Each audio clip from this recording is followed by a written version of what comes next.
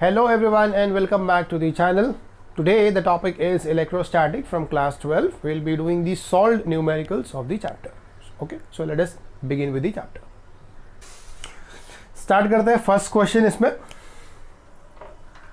I'll read the question जो यहाँ पे डिस्प्ले हो जाएगा, फिर उसमें हम लोग डेटा देखते हैं और उसका सॉल्यूशन देखते हैं. A sphere of radius 10 centimeter. Okay, question read करते जाओ, डेटा पुट करते जाओ. Carries a charge of 1 micro coulomb. Micro is 10 to the power -6 coulomb. Calculate the electric field. अब यहाँ पे तीन चीजें पता करनी है. इलेक्ट्रिक फील्ड निकालना है, पर कहाँ कहाँ निकालना है वो देखते हैं. तो it is first, second and third. First क्या है? At a distance 30 centimeter from the center of the sphere. 30 centimeter. तो ये जो R की वैल्यू है वो 30 सेंटीमीटर है. तो ये स्पीयर वाले को हम लोग कैपिटल R लिख देते हैं. चलो ठीक है. नाउ ये 30 सेंटीमीटर वाला जैसे ही क्वेश्चन देखोगे तो आंसर आएगा या नहीं वो कैसे समझ में आता है. स्पीयर 10 सेंटीमीटर रेडियस का है, तो I can imagine a spear of radius 10 centimetre. और हम लोग कहाँ पे खड़े हैं? हम लोग खड़े हैं 30 सेंटीमीटर पे. ओके, तो ऑब्वियसली हम लोग उस स्पीयर के बाहर है, तो हमारा आंसर आएगा. तो फर्स्ट वाले का आंसर क्या आएगा? फर्स्ट वाले का आंसर है E is 1/4 pi epsilon not Q divided by R square. Correct. इसमें सारे वैल्यू सब्स्टिट्यूट कर देंगे तो तुमको आ जाएगा नंबर. इसका वैल्यू होता है 9 into 10 to the power 9 into charge कितना रखा है? चार्ज है 1 into 10 to the power -6 divided by R square. 30 का स्क्वायर है. अब 30 सेंटीमीटर है मतलब 0.3 मीटर है. ओके, तो ये आ जाएगा 0.3 इंटू 0.3. स्क्वायर कर ले रहा है उसका. ओके, ना उसको सॉल्व कर लोगे तो ये आ जाएगा 10⁵ न्यूटन पर कूलम. ये 339 कट जाता है तो 10⁵ न्यूटन पर कूलम. ये आ गया अपने को पहले वाले का आंसर. अब आगे देखते हैं. At the surface of the sphere. Okay, surface पे निकालना है. सरफेस पे निकालने का मतलब कितने डिस्टेंस पर निकालना है? R डिस्टेंस पे निकालना है. तो सेकेंड वाले का सॉल्यूशन क्या होगा? E is equals to, now same वही फॉर्मूला आने वाला है. तो 9 into 10 to the power 9 into charge तो हमको पता है ना 10⁻⁻6 पर डिस्टेंस क्या लिखेंगे? डिस्टेंस लिखेंगे सरफेस. सरफेस मतलब ये पॉइंट. और ये कितना है सेंटीमीटर पर है? 10 सेंटीमीटर पर है. तो 0.1 0.1. ओके, मीटर में लिख दिया मैंने. इसको सॉल्व कर लोगे तो आंसर आ जाएगा 9 10⁵ न्यूटन पर कूलम. आगे देखते हैं. अभी थर्ड वाला क्या बोलता है? At a distance 5 centimetre from the centre of the sphere. ना सेंटर से 5 सेंटीमीटर कहा है क्योंकि ये स्पीयर खुद 10 सेंटीमीटर का है. तो 5 सेंटीमीटर यहां कहीं होगा ना. ओके, कहां पे? 5 सेंटीमीटर. क्लियर. ना ऑब्वियस है, इसका मतलब क्या? हम लोग स्पीयर के अंदर है और स्फीयर के अंदर इलेक्ट्रिक फील्ड क्या होती है? स्फीयर के अंदर इलेक्ट्रिक फील्ड एग्जिस्ट नहीं करेगी क्योंकि पॉजिटिवली चार्ज स्फीयर है. तो थर्ड पॉइंट जो अपना आंसर है कि E inside the sphere is 0. तो E की वैल्यू क्या है? 0. फाइन. तो अंदर ये 0 आएगा answer. That completes your question number 1. देखते हैं सेकेंड क्वेश्चन. अभी The length of a straight thin wire is 2 metre. Okay, तो कंडक्टर है जिसका लेंथ है 2 मीटर का. It is uniformly charge with positive charge of 3 micro coulomb. तो एक चार्ज डिस्ट्रीब्यूशन दिया है 3 माइक्रो कूलम 3 10⁻⁻6 कूलम. मतलब एक इनफाइनाइट लॉन्ग कंडक्टर है, या इनफाइनाइट लॉन्ग नहीं है, 2 मीटर का है. तो 2 मीटर का एक वायर है, उसके ऊपर टोटल चार्ज कितना डाला है? इतना डाला है. तो यहाँ से मेरे को इसका चार्ज डिस्ट्रीब्यूशन समझ में आ जाता है, ओके, Q/L करके। आगे कैलकुलेट, तो पहला निकालना है क्या, चार्ज डेंसिटी। तो चार्ज डेंसिटी कंडक्टर में ऐसे स्ट्रेट कंडक्टर पे कैसे निकालते हैं, तो ये वो वाला एग्जांपल हो गया कि ऐसा एक वायर है अपने पास, थिन वायर, ओके, इसकी लेंथ कितनी है, 2 मीटर की है, और इसके ऊपर चार्ज डिस्ट्रीब्यूट करवाना है, राइट। तो चार्ज डेंसिटी क्या रहता है, lambda, lambda is charge divided by the length. Charge है 3×10⁻⁶ अपॉन लेंथ है 2, इसको डिवाइड कर लोगे 1.5 10⁻⁻6 कूलम पर मीटर। ये आ गया पहला आंसर। आगे सेकेंड वाला है, the electric intensity due to the wire at a point 1.5 metre away from the centre of the, मतलब E फाइंड आउट करना है सेकेंड में, E पर कहाँ पे, एट डिस्टेंस 1.5 मीटर, यानी कि इसका जो सेंटर होगा उससे 1.5 मीटर दूर इस पॉइंट पे इलेक्ट्रिक इंटेंसिटी कितनी है। तो रिमेंबर हम लोग ने जो डेरिवेशन किया था इसमें, एप्लीकेशन ऑफ गॉस थ्योरम ही है ये, हम लोग ने यहाँ पर एक गॉसियन इमेजिन किया था। अगर मैं इसको ही इमेजिन कर लूँ तो यहाँ एक ऐसा गॉसियन इमेजिन करेंगे, ये वाला एक सिलेंडर जैसा, और उसके ऊपर हम लोग सॉल्व करेंगे इसको, ठीक है। तो इसका डायरेक्ट फॉर्मूला ही है अपने पास, क्या है वो, लैम्डा अपॉन 2πε0r। तो E is equal to lambda upon 2πε0r, okay, that is your second form. तो डायरेक्ट फॉर्मूला सब्स्टिट्यूशन है, उसके अंदर सब वैल्यू सब्स्टिट्यूट कर देंगे। तो लैम्डा हमने यहाँ से निकाला हुआ है 1.5 10⁻⁻6 the whole divided by 2π 3.142 epsilon naught. Epsilon naught यहाँ पे गिवन है क्या, क्वेश्चन में नहीं गिवन है, तो हम लोग को लेना पड़ेगा 8.85 10⁻12, 8.85 10⁻12, ओके। और क्या बच गया, R की वैल्यू, R कितनी है 1.5 मीटर ना, तो इंटू 1.5 मीटर, फाइन। अब इसमें सॉल्व करोगे तो सॉल्यूशन में क्या आना चाहिए, देखो पहले ये 1.5 ये 1.5 कैंसिल, अब पावर ये 12 को ऊपर लेके जाओ, +12 बन जाएगा, 12 में से 6 चला गया, 6 बन जाएगा, काम खत्म। अब डिनोमिनेटर में चुपके आंख बच गया अपने पास, ये 3 टर्म्स बच गए, तो इसको मैं लिख दूंगा क्या, 6.284 इंटू 8.85, बाकी तो सब सॉल्व भी हो गया। तो अब क्या करेंगे, इसको मल्टीप्लाई कर लेंगे और इसका रेसिप्रोकल ले लेंगे, तो ये आ जाएगा 1.798, 1.798, ओके, that is 10⁻⁴ न्यूटन पर कूलम, 10⁻⁴ न्यूटन पर कूलम, ओके। तो ऐसे क्वेश्चन में करने का क्या, इसका लॉग ले रहा है, इसका लॉग ले रहा है, ऐड कर दे रहा है, जो भी नंबर आया उसका एंटी लॉग लेकर जो एक फाइनल नंबर आएगा उसका रेसिप्रोकल ले लोगे, तो that will be more easier to solve, okay. So that completes your question number 2। देखते हैं अभी क्वेश्चन नंबर 3। दो एप्लीकेशन तो हो गया ना, एक स्फीयर हो गया और एक वायर हो गया, अभी शायद शीट वाला होगा। देखो, the charge per unit area of large flat sheet of charge is 3 microcoulomb पर मीटर स्क्वायर। तो ये दिया क्या है, ये चार्ज डेंसिटी दिया हुआ है,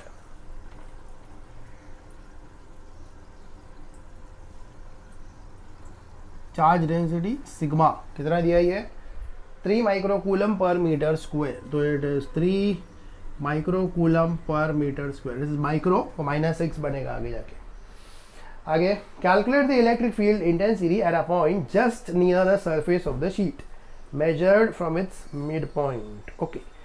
तो एक इनफाइनाइट लॉन्ग शीट वाला है ये, इनफाइनाइट लॉन्ग शीट के जस्ट नज़दीक, बहुत बाहर, सॉरी जस्ट नज़दीक में E पता करना है, तो E near a infinite long charge sheet, तो फॉर्मूला क्या है, sigma by 2 epsilon naught, okay. So E is equal to sigma by 2 epsilon naught, correct. Sigma क्या है, 3 10⁻⁻6 डिवाइडेड बाई 2 इंटू 8.85 10⁻⁻12। इसमें भी क्या कर लोगे, इसको सॉल्व कर लोगे तो ये आ जाएगा 1.5 upon 8.85 into 10 to the power 6. Okay, now again यही है कैलकुलेशंस लॉग से, और नंबर आ जाता है ये 1.7. तो ये आ जाएगा 1.7, ये चला जाएगा 5 न्यूटन पर कूलम. ओके, तो तीनों कवर हो गए यहाँ पे. एक थिन वायर हो गया, उसके बाद में शीट हो गया और एक स्पीयर हो गया.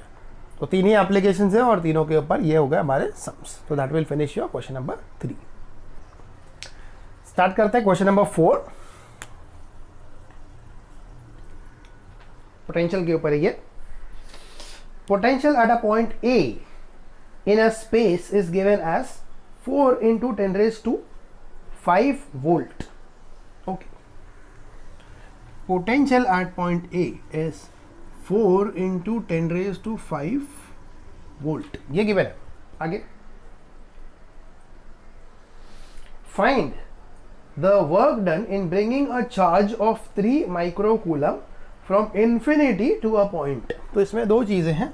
पहला वाला एक चार्ज है, कोई कितना चार्ज की वैल्यू है 3 माइक्रोकूलम. तो ये टेस्ट चार्ज होते हैं मोस्टली. 3 माइक्रोकूलम है, इसको मूव करवाना है. और कहाँ से मूव करवाना है? Find the work done to move the charge of 3 microcoulomb from infinity to a point A. ना रिमेंबर, ये अगर स्पेस है हमारा तो यहाँ पर एक पॉइंट ए है और इस पे पोटेंशियल है इतना. अब यहाँ कहीं पे हमने कंसिडर कर लिया इन्फिनिटी, जहाँ पे हमारा चार्ज है Q0. We need to bring the charge over here by any random path. I need to find the work done. Now remember, work done first वाला सॉल्यूशन लिख रहे हैं हम लोग. वर्क डन का फॉर्मूला क्या होता है? जो हमने चार्ज मूव किया और कितने पोटेंशियल में मूव किया. चार्ज है 3 10 raised to -6, पोटेंशियल है 4 into 10 to the power 5. ये होगा 4 3 12. ये दोनों को सॉल्व करोगे -1 आएगा 1.2 जूल. ओके, ये आया पहला. अब आगे देखते हैं. सेकेंड क्वेश्चन में पूछ रहा है ये, does the answer depends on the path along which the charge is brought. तो सेकेंड वाला कि चलो हमने यहाँ से यहाँ लाया. इट माइट बी कि कभी ऐसा बोलेंगे हम लोग, यहाँ से यहाँ लाए हम लोगों ने, या कहीं से भी लाए. तो क्या ये चार्ज डिपेंडेंट है? तो remember, work done is charge independent.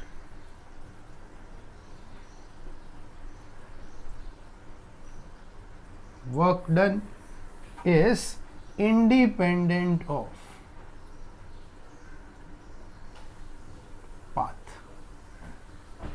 यहां हमको पाथ से कोई लेना देना नहीं है. सॉरी, चार्ज नहीं है, पाथ.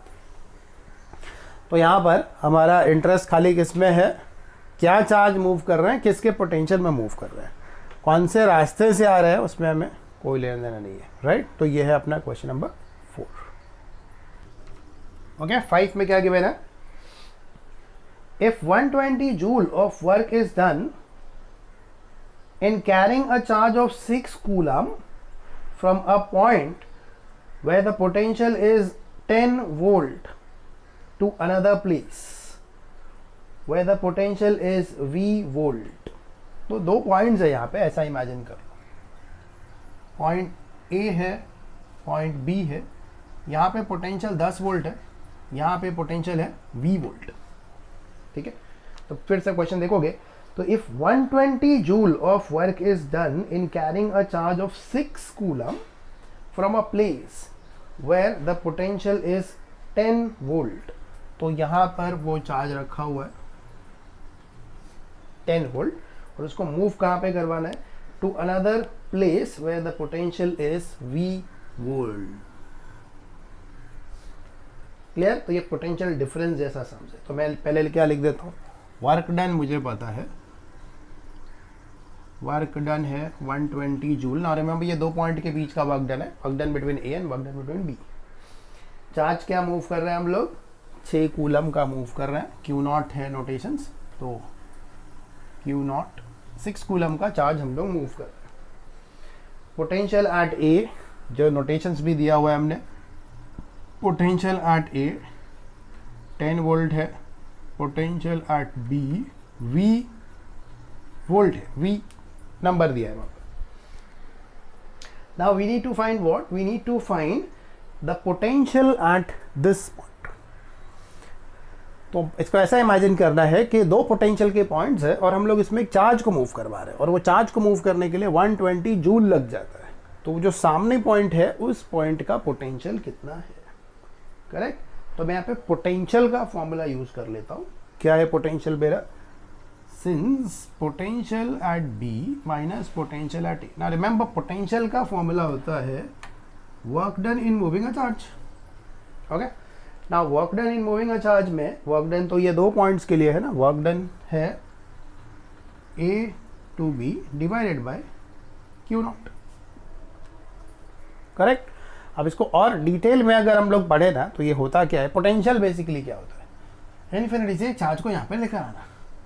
फाइन, तो बी वाले का पोटेंशियल क्या होगा कि कोई भी एक चार्ज को बी तक लेकर आना और फिर ए वाले का पोटेंशियल होगा उसी सेम चार्ज को ए तक लेकर आना। तो अब पोटेंशियल डिफरेंस क्या होता है, उन्हीं वर्क डन का डिफरेंस डिवाइडेड बाय। ओके, तो कभी ऐसा क्वेश्चन आए कि दो पॉइंट दिया है, दोनों के कुछ पास कुछ पोटेंशियल है और हम लोग उसमें एक चार्ज को मूव करवा रहे हैं from certain point two certain point, so use this logic of solving it. ठीक है, अब सम्स तो क्वाइट इजी ही है वैसे भी। बी का वैल्यू अपने को पता है क्या, वी। ए का वैल्यू है 10, ये है 120, 6, तो कितना आ गया ये 6 2 जा, ठीक है, ये आ जाएगा 220, तो वी कितना आ गया, ये 10 यहाँ पे जाएगा 30 वोल्ट। मतलब यहाँ पे जो पोटेंशियल है वो कितना है 30 वोल्ट का है। और ऐसे केस में जब चार्ज मूव करवा रहे हैं हम लोग तो अपने को 120 जूल का वर्क करना पड़ रहा है। Okay, so that is your question number 5। देखते हैं 6th क्वेश्चन।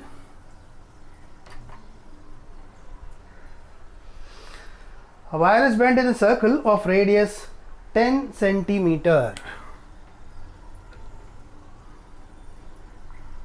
सर्कुलर कंडक्टर का क्वेश्चन बन जाएगा ये। It is given a charge of 250 microcoulomb.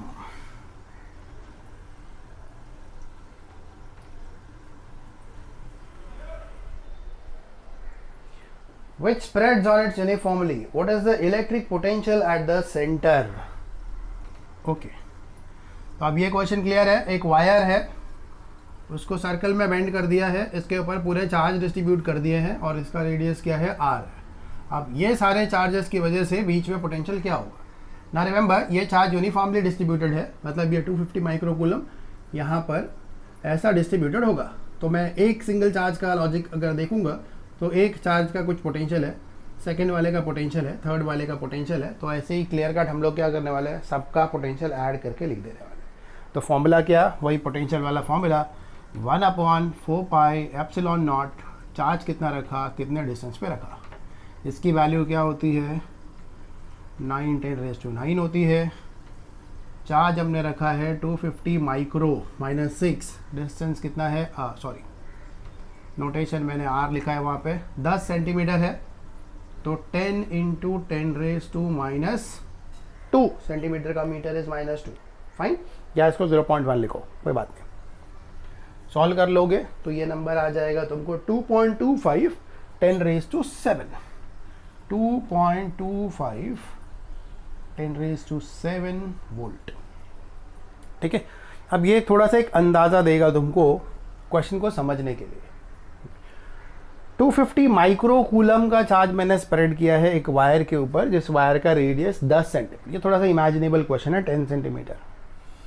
And जो पोटेंशियल जनरेट कर रहा है वो कितना हाई है, देखो यहाँ पे 2.25 10⁻⁷ वोल्ट का पोटेंशियल वो जनरेट करता है।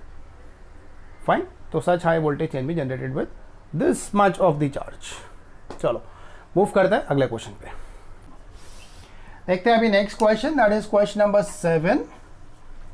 ओके, 7 में क्या है, a short electric dipole has dipole moment 1 10⁻⁻9 coulomb metre, 1 10⁻⁻9। Okay, तो डाइपोल मोमेंट है 10⁻⁹। Determine the electric potential due to a dipole at a distance 0.3 meter from the center of the dipole situated.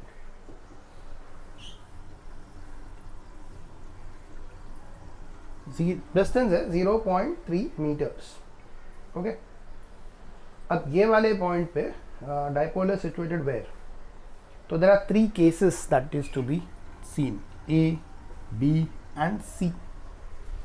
ए वाला केस है on the axial line, axis के ऊपर, ठीक है। तो एक डाइपोल क्या रहता है ऐसा, ये मेरा पॉजिटिव चार्ज, ये नेगेटिव चार्ज, इनके बीच में कुछ डिस्टेंस है, तो चार्ज मल्टीप्लाई बाय डिस्टेंस, ये होता है डाइपोल मोमेंट, अपने को गिवन है। अब यहाँ पे एक्सिस की लाइन, एक्सिस मतलब इसी लाइन पे आगे कितने सेंटीमीटर पे, 30 सेंटीमीटर पे, मतलब 0.3 मीटर पे। तो यहाँ पे कहीं पे r डिस्टेंस पे we need to find potential, correct. ये मेरा फर्स्ट है, तो उसके लिए इन जनरल वाला फॉर्मूला लिखेंगे पहले। In general was what, 1/4 pi epsilon naught p cos theta by r square, 1/4 pi epsilon naught p cos theta by r square. इसको ध्यान में रखना है, आंसर्स इजीली आ जाएंगे। फर्स्ट वाला देखो एक्सिस पर है ना, ये डिस्टेंस वाला ही वेक्टर होता है जो हम लोग एंगल मेजर करते हैं। तो इट इज़ लाइक दिस, जब यहाँ पर है तो ऐसे देखते हैं, इक्वेटर पर है तो यहाँ देखते हैं, इन बिटवीन कहीं पर भी है तो यहाँ देखते हैं। मतलब एंगल किसके हिसाब से मेजर होता है, एंगल डाइपोल के हिसाब से मेजर होता है। तो डाइपोल और ये एक ही लाइन पर है तो एंगल क्या बनेगा, 0 बनेगा। तो एक्सिस की जब बात होती है तो एक्सिस पे फॉर्मूला मॉडिफाई होकर 1/4 pi epsilon naught p by r square बन जाता है। Reason, angle is 0। Okay, let us put the number. तो ये है 9 10 raised to 9, p is -9 divided by r square, 0.3 का स्क्वायर, तो इट इज 0.09। ये +9 -9 कैंसिल हो गया। ये answer that you will get is 100 volts. Okay, this is the first one. Let us see the second one. On an equatorial line B, equator का मतलब theta क्या है, 90 डिग्रीज। यहाँ पर हम लोग कहीं पे, एंड थीटा अगर 90 डिग्री हो गया तो cos इज 0, सो b का value v is equals to 0। आगे कुछ करने की ज़रूरत नहीं है, c देखते हैं अभी।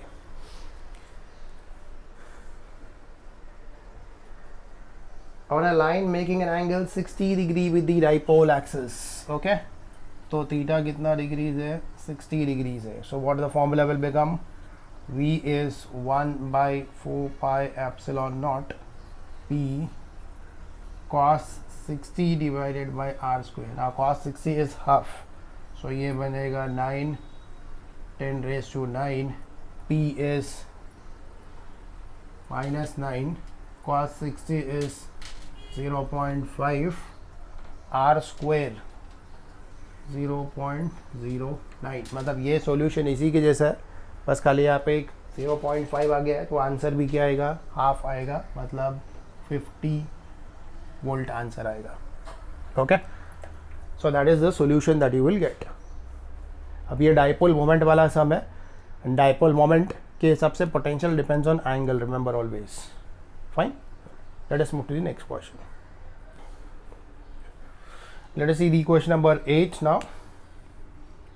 ये 8 वाला एंट्रेंसेस के लिए काफ़ी फेवरेट क्वेश्चन है लोगों का। 2 charges, 5 10⁻⁸। तो let us name that Q1 5 10⁻⁸ and -3 10⁻⁸. -3 10⁻⁸ coulomb are located at 16 centimeter apart. तो दोनों के बीच में डिस्टेंस है 16 centimetre. Let us label it with some number, 16 centimeters. आगे, at what points on the line joining the two charges is the electric potential 0? Take the potential at infinity to be 0. Okay, चलो। Now to realize the situation is कि I take 2 charges Q1 and Q2, okay, which are at 16 centimeter, that we know. Now it is said that find the point where the potential will be 0 due to these two charges on a line which is joining this. So now there is a possibility, okay, the point where the potential is 0 lies in between the two, or there is a possibility that it lies somewhere outside on the same line. दोनों ही possibilities है. तो हम लोग पहले possibility देख लेते हैं, if the point lies in between, क्योंकि यहाँ पे क्वेश्चन में पॉइंट एंड पॉइंट्स एस लिखा हुआ है, मतलब दो पॉइंट्स भी हो सकते हैं. So let us mark this as point A, this as point B, and the null point we are finding, zero potential wala point, let us call that point as C.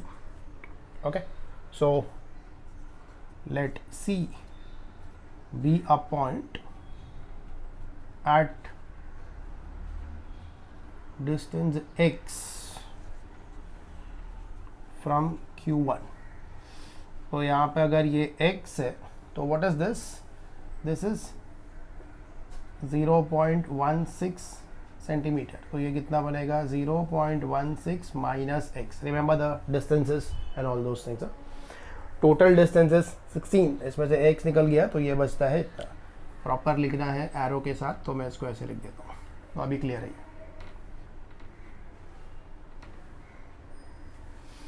Right, चलो. The potential is not a vector quantity की हमको कुछ tension लेने की ज़रूरत है. Potential is a scalar quantity, तो इसका पोटेंशियल यहाँ पे निकालोगे, इसका पोटेंशियल यहाँ पे निकालोगे. एंड सिंस वी नो कि potential is 0 at this point, so the summation of the potential has to be equal to 0. That's it, that much simple it is. तो क्या करेंगे अभी? Potential due to Q1, okay, at what point? At this point. तो ये है 1/4 pi epsilon naught Q1 divided by x. तो इस point का या इस चार्ज का पोटेंशियल यहाँ पे इतना है. सेकेंड, इसका भी पोटेंशियल यहाँ पे रहेगा. तो it is potential due to Q2 is 1/4 pi epsilon naught Q2 divided by, now the distance is what? 0.16 minus x. Fine. Now we say that the total potential at the point is 0, or net potential is 0. Therefore, potential Q1 plus potential Q2 should be equal to 0. Now when you sum it up, ये दोनों common है, तो 1/4 pi epsilon naught. Now what remains inside is Q1 by x plus Q2 by 0.16 minus x. Okay, so now this all should be equal to 0. Now we know ये आता है 1/4 pi epsilon naught 9 10 raised to 9. तो ये factor और ये factor, दो factor का multiplication अगर 0 है तो कोई एक फैक्टर 0 हो सकता है. This is not 0, so this has to be equal to 0. I am using that logic. Therefore Q1 by x, इसको राइट में लेके जाएंगे क्योंकि ये 0 है ना अभी, तो plus Q2 upon 0.16 minus x is equals to 0. Bring it over here, तो it is Q1 by x is equals to minus Q2 by 0.16 minus x. Now let us put the number. तो Q1 is 5 10 raised to minus 8. So it is 5 10 raised to minus 8 divided by, what is x? X is unknown quantity, is equals to negative of, now what is Q2? Is minus 3 10 raised to minus 8. So it is minus 3 10 raised to minus 8 divided by 0.16 minus x. Now remember, minus 8 gets cancelled, so it is 5 by x equal to, now there it will be 3 by 0.16 minus x. ऐसे question में क्या करते हैं, just cross multiply कर देते हैं. तो इसको यहाँ पर लेकर आ जाओगे, 16 5 है 80, तो 0.8 minus 5x is equals to 3x, ये 3x को यहाँ पर लेकर आ जाओ, तो 0.8 इज इक्वल्स टू 8x, तो x कितना आ गया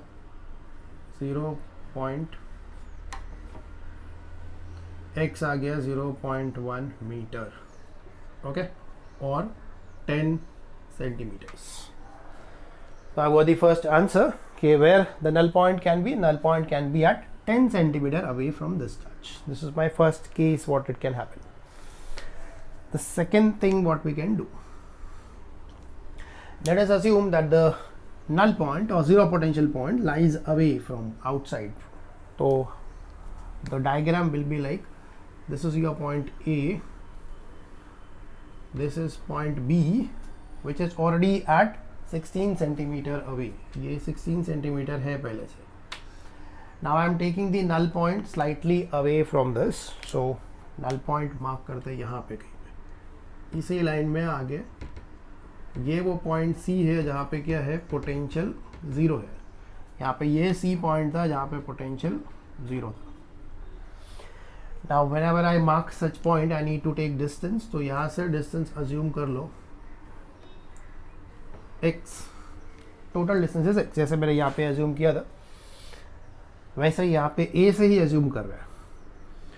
तो x है, अब ये इतना 16 है, तो ये कितना है, ये ऑब्वियसली है x माइनस 16, तो it is x minus 0.16, okay. तो b टू c का डिस्टेंस है x minus 0.16. Now this is metre, remember, इसको कंफ्यूजन है, मैं यहाँ लिख देता हूँ. तो that is clear I suppose. ये सिस्टम है मेरा, नल पॉइंट यहाँ पर है, तो नल पॉइंट की डिस्टेंस कहीं ना कहीं से लेनी होती है. तो let us say that my null point lies at x distance away from charge q1. The same method I am using, charge q1. तो I will put it, let c be a point at distance x from q1. q1 से x distance दूर पे हमारा null point है. Fine. तो total distance is x, this much distance is 0.16 metre, so the remaining distance is x minus 0.16. वो मैंने यहाँ पे नोटिस कर लिया. अब फिर से वही मेथड यूज करना है. व्हाट, q1 की वजह से पोटेंशियल कितना है, q2 की वजह से पोटेंशियल कितना है, टोटल पोटेंशियल, और टोटल है क्या फाइनली 0. इक्वेट करोगे तो तुमको एक नया डिस्टेंस यहाँ पर आ जाएगा. That will be done over here. So let us go on writing the potential for A. तो पोटेंशियल ड्यू टू Q1 इस पॉइंट पे, तो वो 9 10⁻⁹ वो तो आने ही वाला है. तो it is 1/4 pi epsilon not. The charge is Q1 and what is the distance? Distance is x. Fine. दूसरा था अपना पोटेंशियल ड्यू टू Q2 का इफेक्ट यहाँ पे कितना है, same 1/4 pi epsilon naught Q2. Now what is the distance, distance is x minus 0. तो ये है x minus 0.16. Fine. The idea is potential due to Q1 plus potential due to Q2 should be 0 because the total potential reaching at point C is 0. दोनों को add करेंगे, same method, 1/4 pi epsilon not in bracket it is Q1 by x plus Q2 by x minus 0.16, and now that is equal to 0. Now we know this cannot be equal to 0. यही method है, तो इतना बड़ा करने की जरूरत नहीं. वापस से ये 0 नहीं हो सकता है, तो यही 0 होगा. अब ये 0 होगा तो ये राइट साइड में जाता है. तो it is Q1 upon x is equals to minus Q2 upon x minus 0.16. Okay. Q1 Q2 भी सब्स्टिट्यूट करने के बाद यहाँ पे देखो फाइनली आया क्या था, Q1 की जगह पे 5 10⁻⁸, Q2 की जगह पे क्योंकि नेगेटिव पहले से है और यहाँ एक नेगेटिव है तो ये पॉजिटिव बन जाएगा. So what will remain is, it is 5 divided by x is equals to 3 divided by x minus 0.16. Now how this has came is -8 दोनों जगह पर है, कैंसिल करेगा. इसका वैल्यू -3 है, एंड ऑलरेडी पहले से एक माइनस है, तो I hope that is clear. Next step is just to cross multiply it, bring it over here. So it is 5x minus 16 5 is 80, so 0.8 is equals to, इसको यहाँ पे लेके आ जाओ, ये आ जाएगा 3x. ओके, नाउ ये नेगेटिव साइन है, ये आना चाहिए राइट साइड में और ये आना चाहिए यहाँ पे. तो 5x में से 3x निकाल दोगे तो क्या बच जाता है 2x. इसको राइट में लेके जाएंगे तो ये आ जाएगा 0.8 प्लस, तो व्हाट इज x का value, x is equals to 0.4 meter or 40 centimeter. Alright, so there are two possibilities, एक 10 centimeter और एक 40 centimeters. तो दो चार्ज लिया मैंने, नल पॉइंट पता करना है, जीरो पोटेंशियल पॉइंट पता करना है. तो आइदर इट कैन बी एक स्टैंडर्ड, एक तो रेफरेंस चार्ज रखना ही पड़ेगा, इससे 10 सेंटीमीटर पे आ सकता है या तो इससे 40 सेंटीमीटर पे आ सकता है. करेक्ट. तो ये फर्स्ट टाइम लिख रहा हूँ मैं, तो ये तुमको इतना दिखेगा. और what you can do is, instead of writing 1/4 pi epsilon naught, you can summarise it very short. ये कांस्टेंट है, के लिख दो इसको या सी लिख दो, कुछ भी लिख दो. तो तुमको ये जो स्टेप्स लिखने हैं इतने सारे, वो थोड़े से मिनिमाइज हो जाते हैं. Fine. So that will complete your question number 8, and with this we will halt with the lecture over here. So that finishes with your question number 8, and with this we will stop the lecture over here. The remaining sums will continue in the next session.